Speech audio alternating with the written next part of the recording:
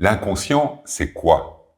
Et quelle différence y a-t-il entre l'inconscient freudien, en psychanalyse, et l'inconscient qu'on retrouve en hypnose ericksonienne? Même si j'ai conscience que cela peut un peu surprendre, voire choquer, l'inconscient, neurologiquement parlant, n'existe pas. L'inconscient est un concept. Et puisque c'est un concept, alors il est naturellement possible de lui donner des sens, des significations différentes. Commençons par identifier qu'est-ce qui existe d'un point de vue neurologique. Ce qui existe d'un point de vue neurologique, c'est que vous avez un champ de conscience. Pour simplifier les choses, on va partir d'un champ de conscience neurologique sensoriel. Et donc vous pouvez avoir conscience, à un moment donné, comme là maintenant quand vous regardez ma vidéo, eh bien vous pouvez avoir conscience de ce que vos yeux voient, vous pouvez avoir conscience de ce que vos oreilles entendent, et on sait aujourd'hui d'un point de vue neurologique que votre champ de conscience conscient est limité. Vous avez la possibilité d'avoir conscience simultanément de 5 à 9 stimuli sensoriels. Ce qui veut dire que votre capacité à avoir conscience de tout ce que votre cerveau reçoit comme information à travers vos 5 sens est limitée. J'aime bien donner comme exemple, l'exemple tout simple, on imagine, vous vous installez dans un vieux fauteuil, et puis vous êtes confortablement installé, et vous ne prêtez pas spécialement d'attention à votre fesse droite. Vous avez simplement là la possibilité de profiter, peut-être même que vous êtes avec d'autres personnes, vous échangez, vous discutez, vous buvez un verre d'une quelconque boisson. Voilà, vous êtes bien, vous profitez de l'instant. Et sans même y porter votre attention, eh bien, il y a dans ce vieux fauteuil un clou qui ressort juste là, sous votre fesse droite. Et tout à coup, vous allez bouger. Mais vous n'avez à aucun moment mis volontairement votre attention sur les sensations que vous ressentiez dans cette fesse droite. Et en même temps, à chaque instant, votre cerveau reçoit à partir de vos 5 sens, à partir de vos yeux, de vos oreilles, de votre nez, de votre bouche, de votre corps, votre cerveau reçoit à chaque instant des milliers d'informations sensorielles différentes dont naturellement vous ne pouvez pas être conscient. Parce que votre champ de conscience conscient est neurologiquement limité. Et donc on peut dire d'un point de vue neurologique que nous avons un champ de conscience conscient qui est limité, et il y a tout le reste. Et ce n'est pas parce que nous n'avons pas conscience que notre cerveau ne le traite pas. À chaque instant, notre cerveau traite des milliers d'informations dont nous n'avons pas conscience. Des milliers d'informations qui viennent du présent, mais également des milliers d'informations qui viennent de mémoires qui peuvent se réanimer instinctivement dans notre cerveau ou de représentations du futur qui peuvent s'activer dans notre cerveau. Donc, nous n'avons même pas conscience de toutes les pensées que notre cerveau peut produire à chaque instant. Pour la simple et bonne raison que notre champ de conscience conscient est limité. Donc, si on voulait être précis, l'inconscient n'existe pas. Ce qui existe, c'est tout ce qu'il y a en plus de ce dont nous avons conscience. Et pour des raisons de simplification, eh bien, on appelle cela l'inconscient. Et ce qu'il est important de garder à l'esprit, c'est que d'un point de vue neurologique, ce n'est pas inconscient, c'est simplement en dehors de notre champ raisonnable de conscience dont nous avons conscience. D'ailleurs, la conscience elle-même est quelque chose qui n'a pas encore été complètement clarifié, et il y a des découvertes, des recherches qui se font encore aujourd'hui pour savoir d'où vient notre conscience, comment nous avons conscience des choses, quelles sont les parties de notre cerveau qui sont impliquées dans la conscience. Donc, la conscience elle-même est encore largement mal définie. Alors, autant dire que l'inconscient, c'est encore complètement inconnu. Et en même temps, d'un point de vue purement sensoriel, neurologique, eh bien, nous savons que nous avons un champ de conscience qui est limité, et qu'au-delà de ce champ de conscience limité, il y a tout ce qui est présent dans notre cerveau dont nous n'avons pas une conscience consciente. C'est un peu compliqué, mais c'est ainsi. Et donc, du coup, eh bien, il est possible de donner à cet inconscient des significations différentes. Et ce n'est pas parce que les significations sont différentes qu'il y en a un des deux qui a plus raison que l'autre. C'est simplement deux paires de lunettes différentes qui nous permettent d'appréhender la même réalité.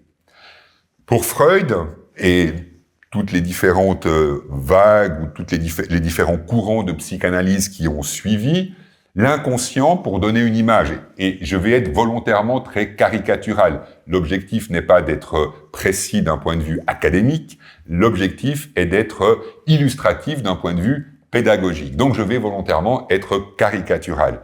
Si vous pratiquez la psychanalyse ou l'hypnose, parce que même au niveau de l'hypnose, je vais être volontairement caricatural, ça n'a rien d'offensant, l'objectif est simplement d'être illustratif d'un point de vue pédagogique. Donc d'un point de vue analytique ou psychanalytique, l'inconscient c'est quoi? C'est que notre esprit est comme une grande maison, et puis cette grande maison, elle est composée, entre autres, d'une aile. Il y a dans la maison une aile qui est plus sombre que toutes les autres. Et dans l'aile sombre de la maison, il y a un couloir qui est encore plus sombre que l'aile sombre de la maison. Et au fond du couloir le plus sombre de l'aile sombre de la maison, il y a une armoire.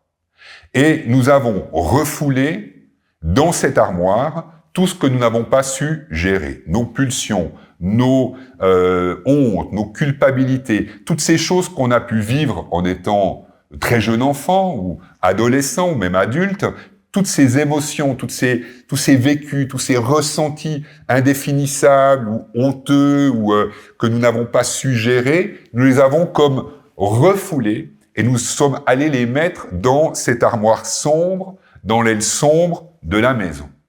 Malheureusement, l'armoire en question, elle a une serrure qui n'est pas très fiable. Et comme tout ce que nous avons mis dans cette armoire est assez intense et assez passionné comme ça, eh bien, il arrive que à l'intérieur de l'armoire, ça commence à s'agiter, et puis il y a tellement d'agitation à l'intérieur de l'armoire que tout à coup la serrure ne réussit pas à résister. Paf, la serrure, elle s'ouvre, et tout le contenu de l'armoire envahit toute la maison.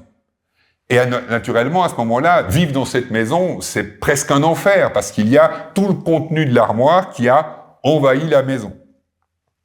C'est une définition. Bien évidemment que nous avons tous vécu des expériences, ressenti des sensations, eu des pensées que nous n'avons pas su gérer, ou qui nous ont fait peur, ou qui nous ont fait honte, ou qu'on a eu toutes les peines du monde à apprivoiser, et comme on ne savait d'ailleurs même pas comment les apprivoiser, eh bien, la solution que nous avons trouvée, c'est de refouler tout cela dans cette armoire sombre, du couloir sombre, de l'aile la plus sombre de la maison.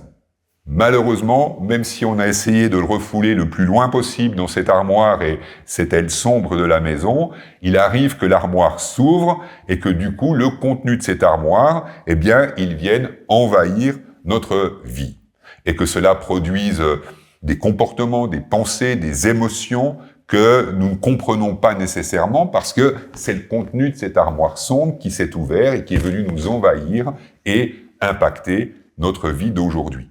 Naturellement, on sait bien que le contenu de cette armoire, il peut être très vieux, il peut avoir plusieurs dizaines, vingtaines, trentaines d'années. Et en même temps, il reste actif, il reste vivant dans cette armoire. Et quand la porte de l'armoire vient à s'ouvrir, eh bien, tout naturellement, ça vient nous envahir dans le présent, même si ce qui est dans l'armoire est très ancien.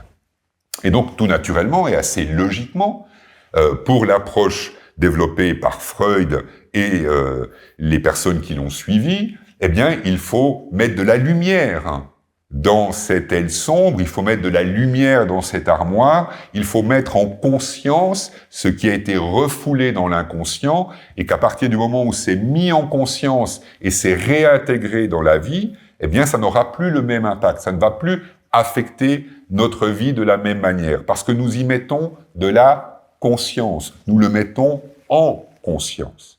Et c'est une approche qui est tout à fait pertinente et respectable. C'est une manière d'envisager les choses.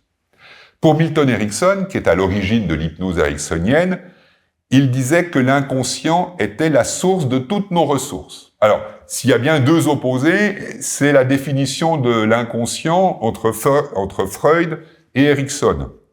Pour Freud, cette armoire est notre principal ennemi et il faut absolument mettre en conscience, mettre de la lumière sur cette armoire pour pouvoir ne plus subir le contenu de cette armoire, alors que pour Milton Erickson, l'inconscient est notre meilleur allié. C'est la source de toutes nos ressources. Tout simplement parce qu'il envisage l'inconscient d'une manière différente. Et Milton Erickson était un psychiatre, un médecin psychiatre, donc tout naturellement, il connaissait les travaux de Freud, il connaissait la définition de l'inconscient de Freud. Et il n'a jamais dit qu'il avait plus raison que Freud. C'est simplement deux perspectives, deux visions différentes des choses.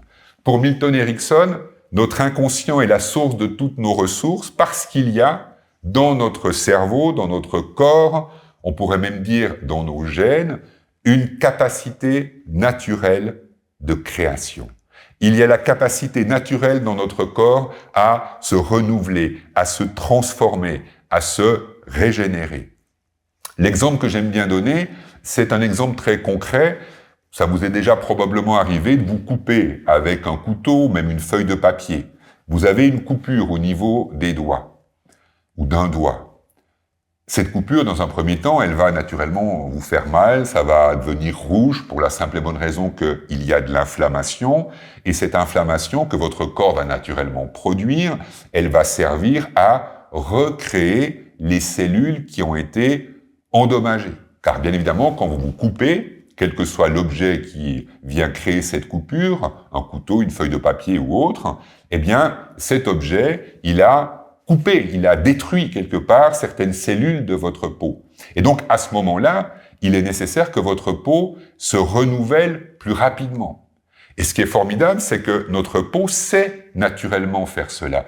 On n'a pas besoin de penser au fait que notre peau doit se régénérer pour cicatriser de cette blessure.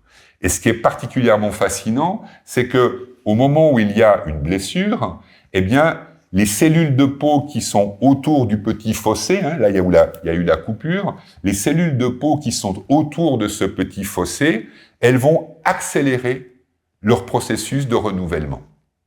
Chaque jour, nous savons, il y a des cellules de peau qui meurent, il y en a d'autres qui naissent, donc ce cycle, il est naturellement présent tous les jours, et en même temps qu'il est naturellement présent tous les jours, lorsqu'il y a une blessure, eh bien, la peau va accélérer son processus de cicatrisation.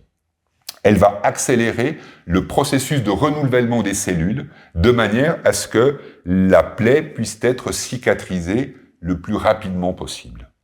Et ce qui est d'autant plus fascinant, c'est que au moment où la plaie a été comme remplie, les cellules de peau ont recréé ce qu'il fallait comme matière de peau pour cicatriser cette blessure, eh bien, au moment où c'est rempli, une fois encore, la peau sait inconsciemment ralentir son rythme de reproduction et puis retrouver un rythme de régénération cellulaire tout à fait adéquat et normal. Raison pour laquelle, lorsqu'on regarde nos mains, on sait bien que, à plusieurs reprises durant notre vie, on a pu se couper avec une petite feuille de papier, un couteau, et lorsqu'on regarde nos mains, il n'y a aucune marque, aucune cicatrice. Alors que si la peau, elle continuait à se renouveler, à accélérer son processus et ne pas savoir s'arrêter au bon moment, eh bien, on aurait des amas de peau partout où on s'est coupé, ce qui n'est absolument pas le cas. Comment notre corps sait cela? Eh bien, pour Milton Erickson, cette forme d'intelligence, cette forme de sagesse, c'est notre inconscient. Cet inconscient qui est dans notre corps, cet inconscient qui est également dans notre cerveau, dans notre esprit. Pour lui, il y a réellement une forme de sagesse, de connaissance, d'intelligence que nous ne contrôlons pas consciemment et qui est présente inconsciemment. Et pour lui, l'expérience hypnotique va permettre d'accéder, de stimuler, d'encourager ses ressources, ses capacités. Au fur et à mesure de ces années de pratique, parce qu'il a vécu plus de 80 ans, il a travaillé de l'âge, on va dire, de 19 ans. Je ferai une vidéo sur l'histoire de Milton Erickson, qui est une histoire fascinante et passionnante. Il a découvert de manière complètement intuitive et spontanée, autodidacte, l'état hypnotique à l'âge de 17 ans, des suites d'une maladie grave, la poliomyélite. Et donc, on peut dire que depuis l'âge de 17 ans, il a expérimenté, il a exploré, il a pratiqué l'hypnose. Et il est mort à un peu plus de 80 ans, donc pendant près de 60 ans, il a expérimenté l'hypnose. Et au fur et à mesure des années qui se sont écoulées, des explorations, des expériences qu'il a pu réaliser, il a de plus en plus souligné la clé ou l'élément le plus déterminant de l'inconscient selon sa propre perception. Et cet élément le plus déterminant, c'est la capacité de notre être à être créatif.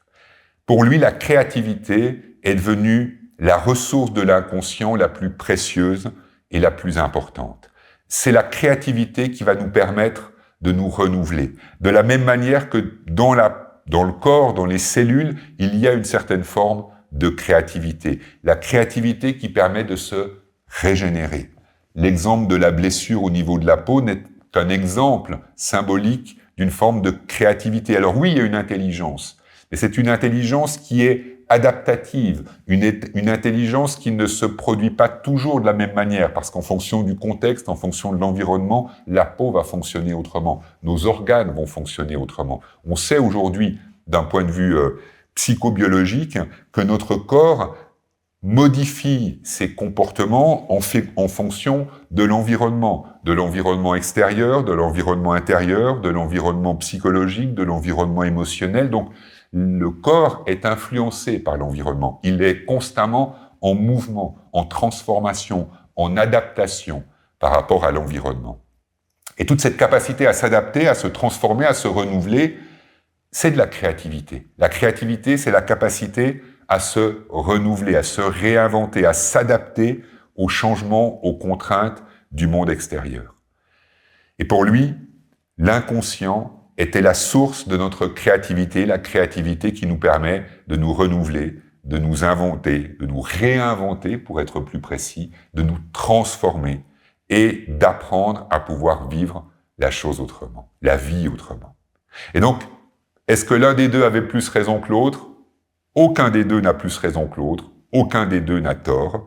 Ils avaient simplement deux paires de lunettes différentes pour donner un sens différent à l'inconscient. Si vous avez apprécié cette vidéo, n'hésitez pas à mettre un pouce ou à vous abonner. De nouveaux contenus sont en préparation et moi, il ne me reste plus qu'à vous remercier pour votre écoute et votre présence. À très bientôt!